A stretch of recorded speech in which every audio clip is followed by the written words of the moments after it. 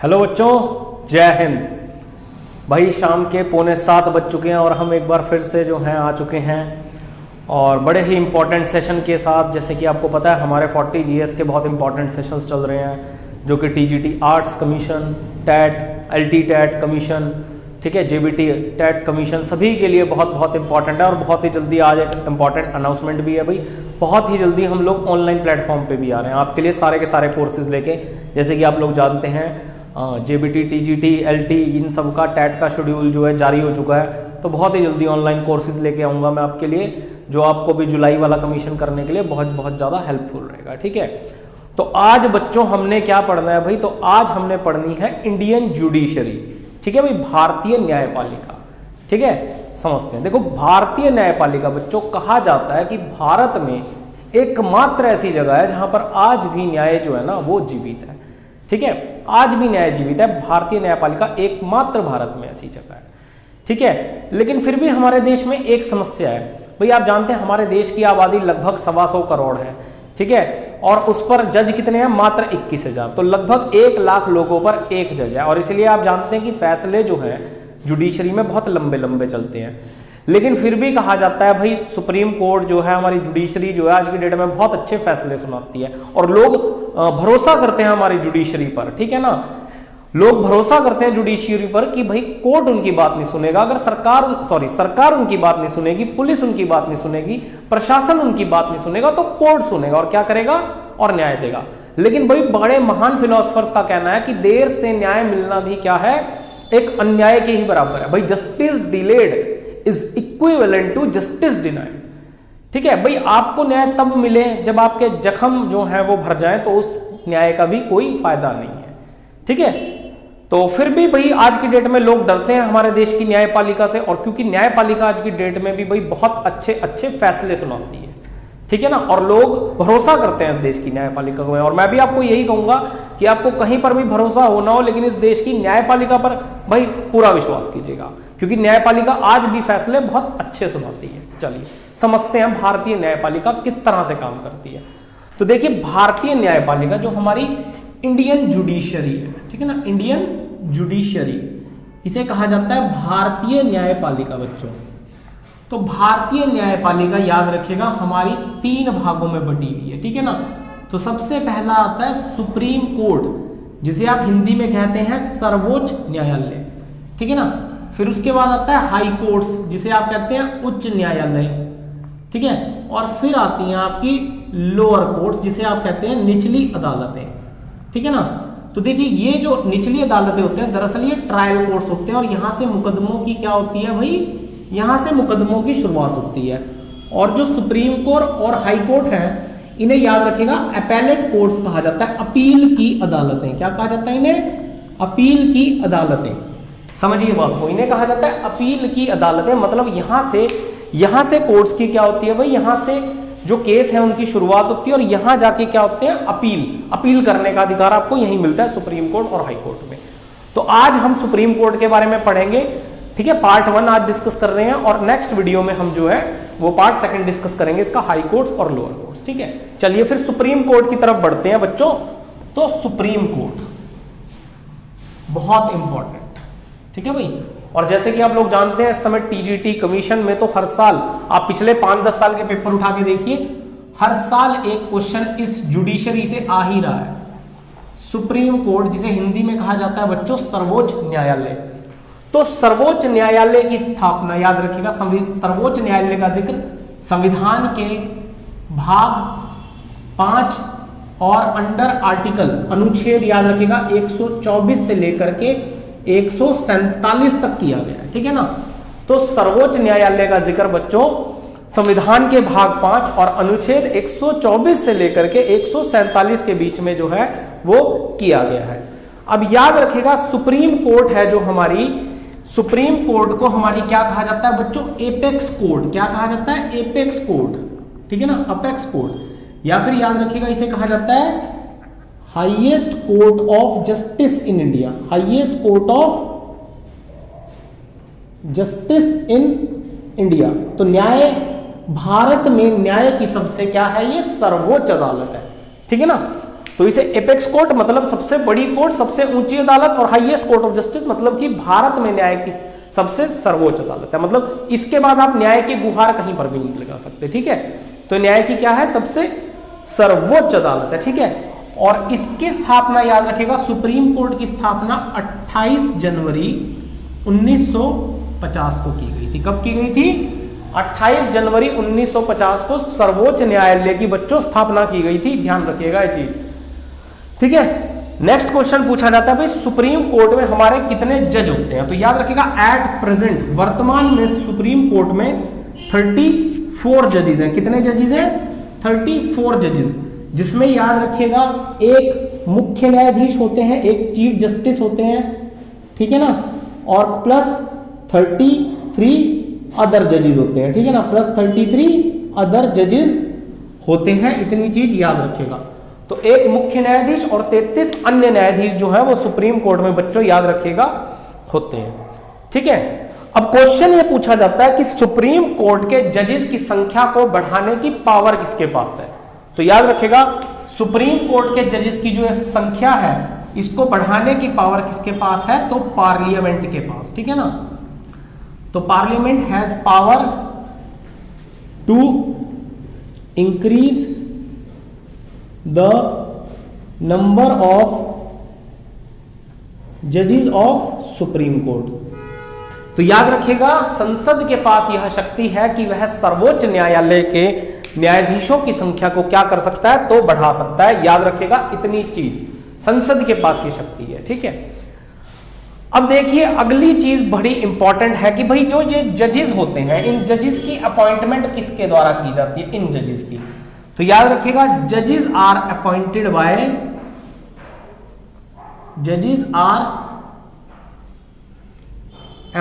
Bye President of India, ठीक है भाई। तो जजेस की नियुक्ति कौन करता है भाई? आप कहेंगे राष्ट्रपति साहब करते हैं।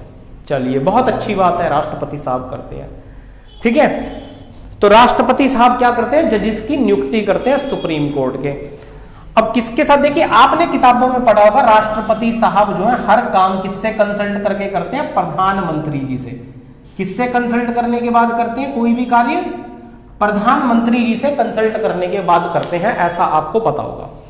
लेकिन एक चीज मैं आपको बताना चाहूंगा कि जिस समय हमारे संविधान मेकर संविधान बना रहे थे, उन्होंने एक कंसेप्ट पास किया था हमारे संविधान में कि the concept of independent judiciary. भाई कंसेप्ट ऑफ किस चीज का? इंडिपेंडेंट जुडिशरी, स्वतंत्र न्यायपालिका का प्रावधान। इंडिपेंडेंट जुडिशरी क्या कहा गया था भाई? स्वतंत्र न्यायपालिका का प्रावधान जो है संविधान मेकर ने हमारे संविधान के अंदर किया था, अंतर्गत किया था, ठीक है। मतलब कि हमारी जो न्यायपालिका होगी वो कैसी होगी? स्वतंत्र होगी, और उसकी नियुक्तियों में सरकार का कोई भी इंटरफेरेंस यानी कि हस्तक्षेप जो है वो नहीं होगा। लेकिन यहां तो हस्तक्षेप दिख रहा है भाई आप लोगों को, है ना। चलिए कोई बात नहीं। तो देखिए ये जितना आसान दिख रहा है ना, ये इतना आसान है नहीं, इसके पीछे बहुत बड़ी कहानी है, ठीक है। चलिए समझते हैं क्या और कैसे। तो देखिए मैं बताता हूं आपको, जब हमारा सुप्रीम कोर्ट स्थापित हुआ 1950 में, तो 1950 से लेकर के 1965 तक, 1950 से लेकर के 65 तक क्या होता था? हमारी जो सरकार होती थी, गवर्नमेंट, वो क्या करती थी? वो जजेस की अपॉइंटमेंट करती थी।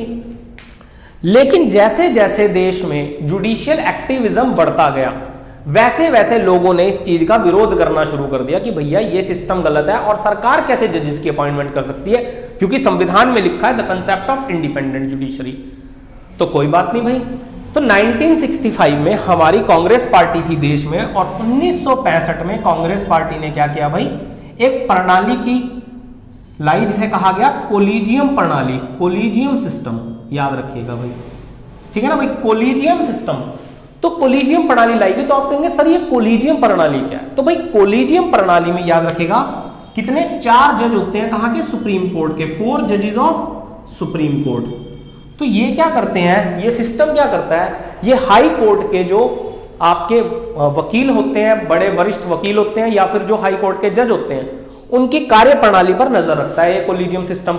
और मान लीजिए जैसे ही सुप्रीम कोर्ट में 3 जजेस की संख्या खाली हुई तो ये 4 नाम लिख करके राष्ट्रपति को भेज देता है। ठीक है, तो जैसे सुप्रीम कोर्ट में मान लीजिए 3 न्यायाधीशों की संख्या खाली हुई तो ये 4 नाम रिकमेंड करके राष्ट्रपति को भेज देता है।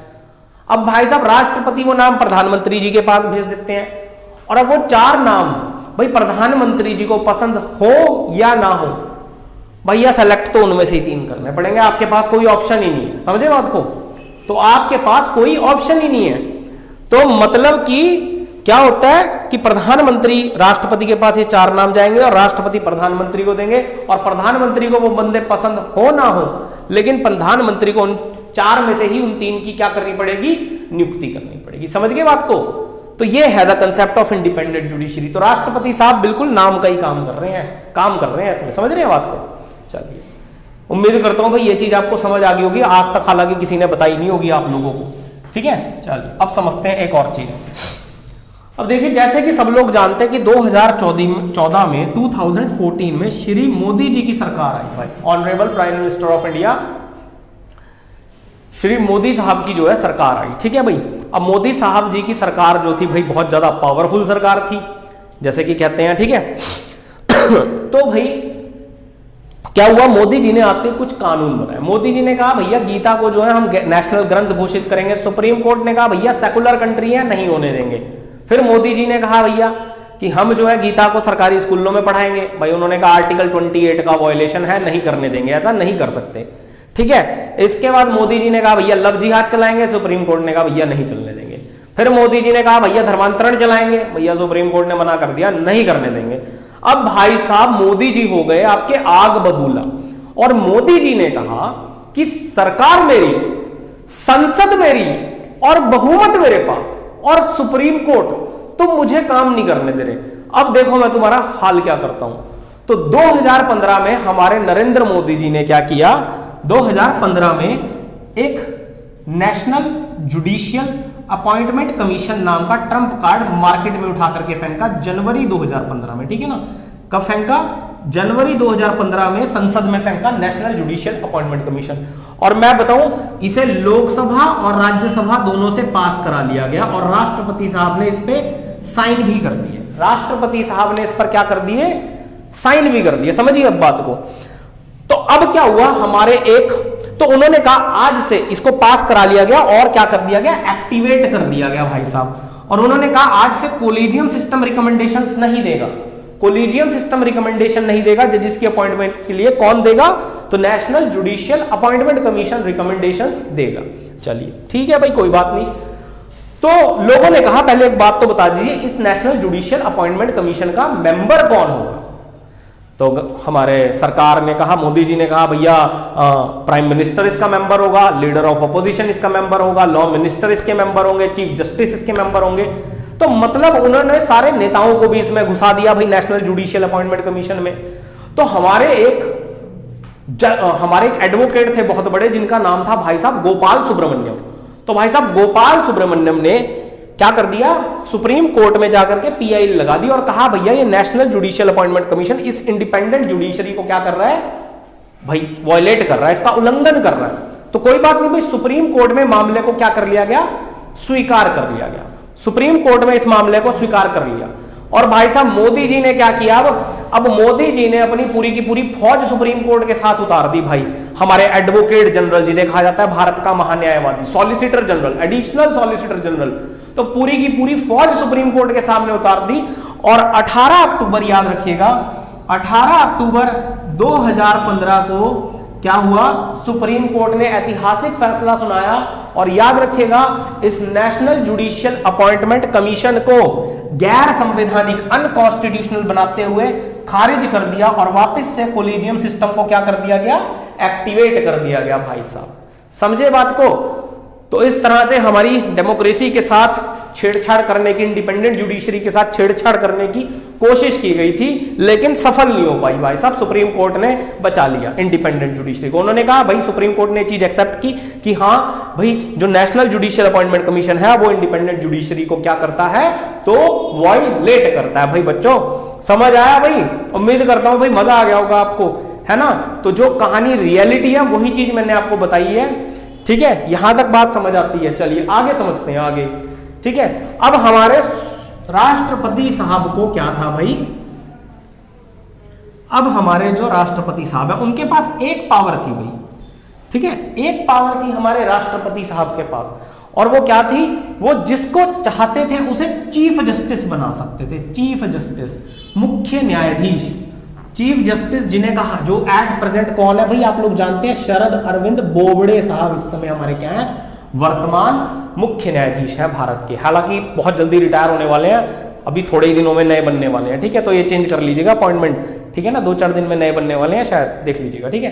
तो रंजन गोगोई साहब है, सॉरी रंजन गोगोई तो इनसे पहले थे, इस समय वर्तमान में शरद अरविंद बोबड़े साहब है ना। इससे पहले कौन थे, इससे पहले रंजन गोगोई साहब थे, ठीक है। इससे पहले कौन थे, तो दीपक मिश्रा साहब थे, है ना। बस 2-3 याद रखेगा, ज्यादा याद रखने की जरूरत है। और सुप्रीम कोर्ट के पहले जज जो थे वो एलिजा इम्फे साहब थे, ठीक है ना। फर्स्ट जज of supreme court is Elijah Impey, याद रखिएगा, ठीक है। इतनी बात क्लियर है, चलिए आगे बढ़ते हैं। तो देखिए चीफ जस्टिस की अपॉइंटमेंट किसके द्वारा की जाती थी, is appointed by President of India, इनकी नियुक्ति राष्ट्रपति के द्वारा की जाती थी, और कोई समस्या नहीं थी, 34 में से किसी को भी क्या कर देते थे, मुख्य न्यायाधीश बना देते थे। लेकिन ज्यादातर राष्ट्रपति किसको बनाते थे, मुख्य न्यायाधीश, जो व्यक्ति सीनियर मोस्ट होता था सुप्रीम कोर्ट में, क्या होता था, सीनियर मोस्ट होता था। लेकिन एक बार 1970s में क्या हुआ, एक जज थे सुप्रीम कोर्ट के जिनका नाम था भाई अजीत नाथ रे साहब। अब अजीत नाथ रे साहब जो है सुप्रीम कोर्ट में 9th सीनियर जज थे। कौन से नंबर के थे, 9th सीनियर जज थे। तो भाई साहब इन्हें रातों रात जो है देश के राष्ट्रपति श्री वीवी गिरी साहब ने इन्हें रातों रात चीफ जस्टिस बना दिया भारत का। चलिए कोई बात नहीं, बना दिया, कोई बात नहीं, ठीक है। उसके बाद जो इनके ऊपर 8 इनके सीनियर जज थे, उन्होंने कहा भैया हम बेवकूफ हैं क्या, जो इतने सालों से मेहनत कर रहे हैं और यहां तक पहुंचे हैं, और आप कल को हमारे जूनियर को जो है भाई साहब सुप्रीम कोर्ट का जज बना देंगे, चीफ जस्टिस बना देंगे, ये क्या बात हुई भाई। चलिए कोई बात नहीं। और इन सभी ने क्या किया, इन सभी न्यायाधीशों ने मिलकर के हमारी सरकार के ऊपर ये केस कर दिया जिसका नाम था advocates on records, advocates on records versus the union government of India. ये एक सरकारी केस लगा दिया भैया सारे न्यायाधीशों ने मिलकर के सरकार पे, समझिए बात को। और इस केस के तहत फाइनली 1993 में सुप्रीम कोर्ट ने एक और ऐतिहासिक जजमेंट दी और कहा कि राष्ट्रपति जो है वो मुख्य न्यायाधीश की नियुक्ति कर सकते हैं, राष्ट्रपति मुख्य न्यायाधीश की नियुक्ति कर सकते हैं, लेकिन उस व्यक्ति को सीनियर मोस्ट का दर्जा प्राप्त होना क्या है भाई, आवश्यक है, ठीक है। तो उस व्यक्ति को क्या होना पड़ेगा भाई, सीनियर मोस्ट जज जो है वो होना पड़ेगा। तो सीनियर मोस्ट की नियुक्ति करनी पड़ेगी, मतलब एक जो राष्ट्रपति के पास पावर थी चीफ जस्टिस की अपॉइंटमेंट करके, वो भी इस केस में 1993 के तहत क्या कर ली गई, तो बच्चों छीन ली गई, वो भी क्या कर ली गई बच्चों, छीन ली गई वो पावर भी। चलिए ठीक है, यहां तक बात समझ आई। मतलब अब कोई भी व्यक्ति जो है मान लीजिए रिटायर होता है तो उसके बाद जो भी सीनियर होगा उसी को बनाना पड़ेगा, राष्ट्रपति कुछ नहीं कर सकते, नियुक्ति तो भैया उसी की करनी पड़ेगी, समझ गए। चलिए यहां तक बात क्लियर होता है। जजिस की अपॉइंटमेंट कैसे होती है, चीफ जस्टिस। देखिए चीफ जस्टिस जो है, आप कहेंगे सर चीफ जस्टिस क्या इनके सीनियर होते हैं, देखिए न्याय शास्त्र में एक बहुत अच्छी बात लिखी गई है कि चीफ जस्टिस जो होता है वो क्या होता है, chief justice is first among in all the equals, ठीक है, first among all the equals, ठीक है ना। तो सभी बराबरों में सबसे पहला होता है, चीफ जस्टिस कोई सीनियर नहीं है। चीफ जस्टिस का काम क्या होता है, देखिए चीफ जस्टिस का काम होता है रोस्टर सिस्टम पे काम करना, ठीक है ना, रोस्टर प्रणाली पे काम करने का काम होता है चीफ जस्टिस का। आप कहेंगे सर ये रोस्टर प्रणाली क्या है, देखिए मान लीजिए सुप्रीम कोर्ट में अन्य न्यायाधीश कितने हैं, तो 33 अन्य न्यायाधीश हैं, ठीक है बच्चों। कितने अन्य न्यायाधीश हैं बच्चों, 33 अन्य न्यायाधीश हैं। तो मैं आपको बता दूं जैसे कि 1 2 3 4 5 6 ऐसे 33 है, ठीक है ना। तो पहला केस उसको, दूसरा इसको, तीसरा इसको, ऐसे करके जो है क्या, कौन सा 33वां इसको, फिर 34 इसको, 35 इसको, 36 इसको, ऐसे 66वां इसको, फिर 67वां इसको, 68वां इसको, इस तरह से करके 99 इसको। तो ये काम होता है, ठीक है। अब हमारे कहते हैं दीपक मिश्रा जी इस चीज का अच्छे से पालन नहीं कर रहे थे, और रंजन गोगोई तो उसके उनके जो है बिल्कुल भी पसंद के जज नहीं थे। तो हालांकि उनके ऊपर पहले बड़े आरोप लगे थे, लेकिन बाद में सब कुछ सेटल हो गया था। बाद में बच्चों सब कुछ क्या हो गया था, तो बच्चों सब कुछ सेटल हो गया था, ध्यान रखिएगा ये चीज, ठीक है। यहां तक क्लियर है उम्मीद करता हूं, ठीक है ना। चलिए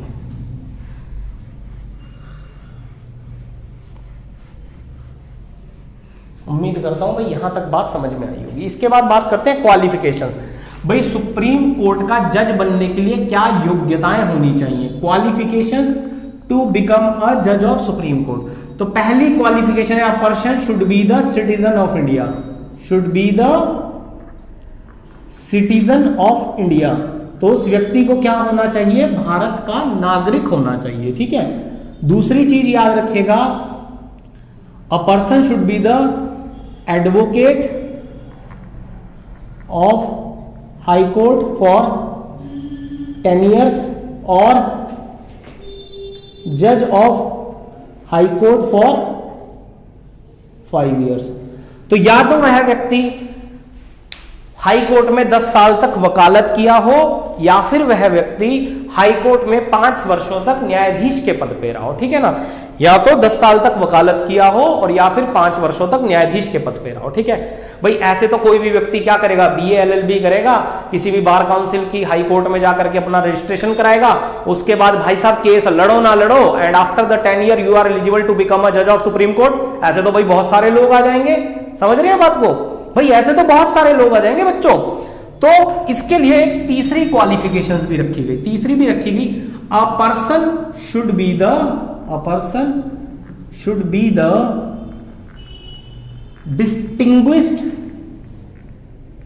jurist in the eyes of President of India. A person should be the distinguished jurist in the eyes of President of India. तो वह व्यक्ति भारत के राष्ट्रपति की नजर में कैसा होना चाहिए बच्चों? तो न्याय करने वाला होना चाहिए। उस व्यक्ति को भारत के राष्ट्रपति की नजर में कैसा होना चाहिए बच्चों? न्याय करने वाला होना चाहिए। अब राष्ट्रपति की नजर में न्याय करने वाला कौन होता है? तो वही होता है जो भैया सरकार के खिलाफ ज्यादा फैसले ना सुनाता हो। मतलब मान लीजिए कि सुप्रीम कोर्ट में 3 जजों की जगह खाली और कोलिजियम सिस्टम ने 4 नाम रिकमेंड करके भेज दिए। अब इसमें से 4 में से 3 तो मान लीजिए हमारी सरकार के दुश्मन और एक तो भाई साहब कट्टर दुश्मन। तो भाई साहब जो कट्टर दुश्मन है उसका नाम तो समझो गया गया इस लिस्ट से, और बाकी जो 3 दुश्मन है अब उनकी अपॉइंटमेंट तो करनी पड़ेगी। इसमें सरकार अब कुछ नहीं कर सकती, ठीक है ना, जैसे कि मैंने आपको बताया ही है पीछे, ठीक है ना। अब सरकार कुछ नहीं कर सकती। लेकिन ये कोलिजियम सिस्टम भी भाई साहब बड़ा बदमाश होता है, मैं आपको बच्चों बता दूं, ये कोलिजियम सिस्टम भी बच्चों बड़ा बदमाश होता है। और कई बार क्या होता है कि 3 जजेस की संख्या खाली है और 3 ही नाम लिख करके भेज देता है, ठीक है ना, 3 ही नाम लिख करके भेज देता है। चलिए ऐसा हुआ था एक बार, किसी और दिन बताऊंगा अब आपको, इसके पीछे बहुत बड़ी स्टोरी है, ठीक है। चलिए फिर कभी बताऊंगा, इस बारे में डिस्कशन करेंगे। चलिए आगे बढ़ते हैं, थोड़ी और चीजें जान लेते हैं, ठीक है। आगे बढ़ते हैं और थोड़ी और चीजें जो है जान लेते हैं। भाई बच्चों बताते रहिएगा कंसेप्ट क्लियर हो रहे हैं या नहीं हो रहे हैं। भाई मैं इतनी मेहनत कर रहा हूं आप लोगों के लिए।